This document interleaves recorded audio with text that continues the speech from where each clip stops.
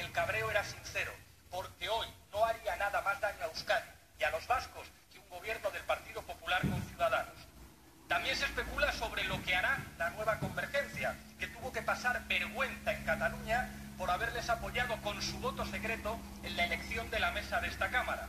Y a partir del viernes, por supuesto, se recrudecerá el debate sobre si el Partido Socialista debe apoyarles o no. Y sin embargo, nadie duda en España de que nosotros con ustedes no vamos a ir ni a la vuelta de la esquina. Nadie duda de que nosotros siempre estaremos frente a ustedes.